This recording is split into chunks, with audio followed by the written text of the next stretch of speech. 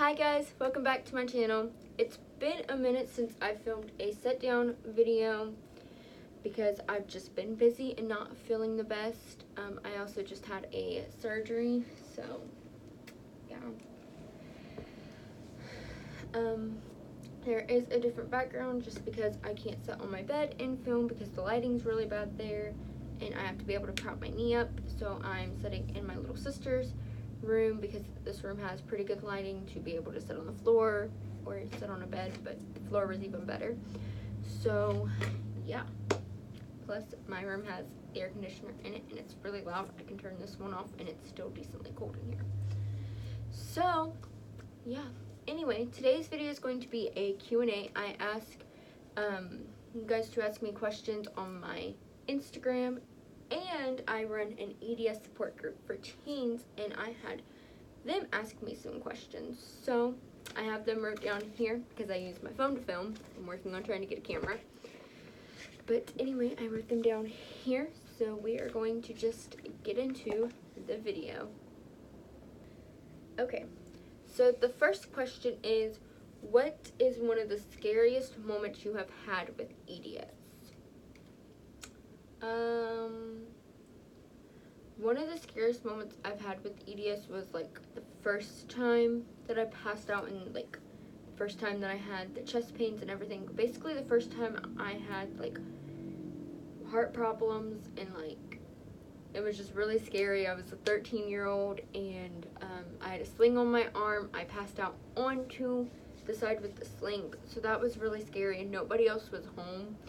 So I was by myself when it happened, and then the next day I started having like really bad chest pains and couldn't breathe, and my heart rate was like almost 200. So yeah, that was pretty scary. I ended up getting admitted into the children's hospital that weekend and had to stay for a couple days to find out that they thought I had POTS. So yeah. My favorite band.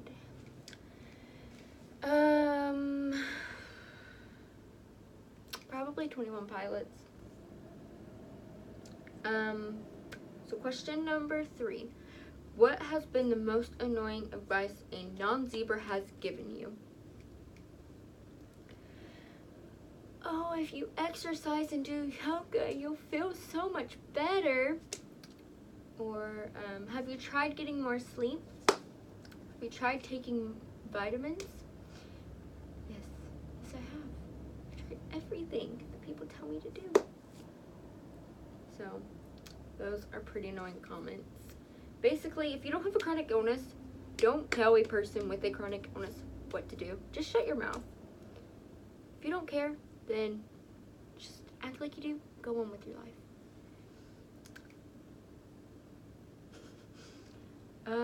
Question number 4. Who has been your biggest advocate besides yourself? I would say my parents, my mom and my stepdad, are so supportive and have helped me through so much. They fought for me to get a diagnosis. If it wasn't for them, I probably wouldn't have a diagnosis of EDS today and probably wouldn't know what the heck was wrong with me. And then my boyfriend has been a really big help too. The next question is, who has always been by your side?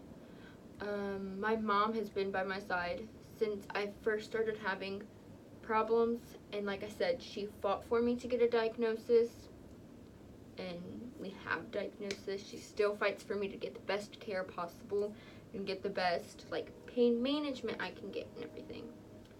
So yeah, I would say my mom has always been by my side. What are some things you do for self-care? Taking a warm bath is a great one. Sleeping. Next question. How do you find your mental health was affected before and after your diagnosis? Well, before my diagnosis, I basically felt like I was a hypochondriac. Even though I know I wasn't, doctors kept telling me and telling me and telling me this, so I started to believe it. And then afterwards, I got my diagnosis. I think it was just more like depression. Well, I have this diagnosis. what do I do with it? How am I going to live with this for the rest of my life? I mean, they sat there and they told me all these scary things and then expected me to try to go and live my life. So, yeah. How has it been for you as a teen having EDS?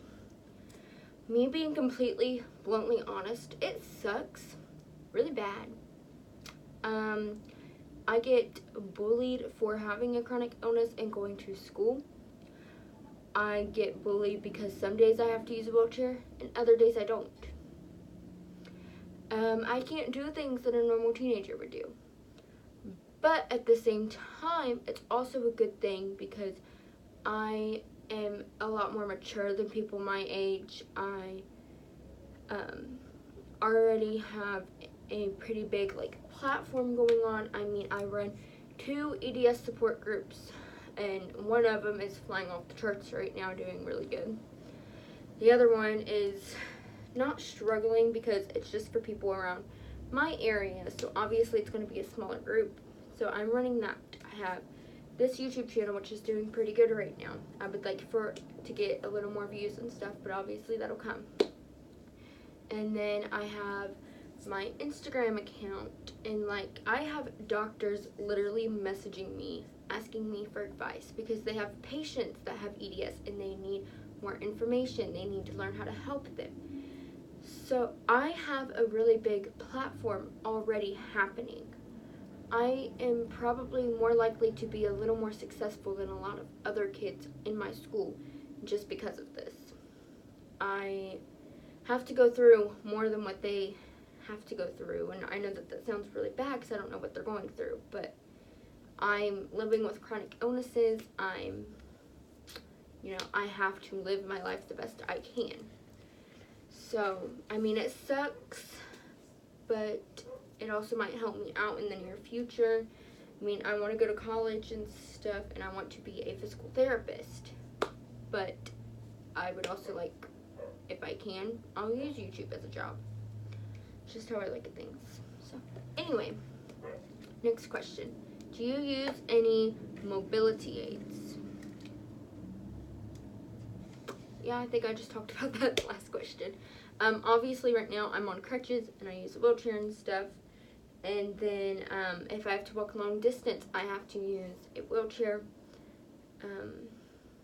Whenever I'm at school, if I'm in a flare-up, some days I have to use a wheelchair, other days I don't. It just kind of depends on how my body is feeling that day. So yes, I use a wheelchair and I use crutches. Next question. What are your go-to outfits, fabrics and stuff like that you like? Leggings and stretchy shorts and just comfortable shirts that are loose fitting. I can tie them up, stuff like that.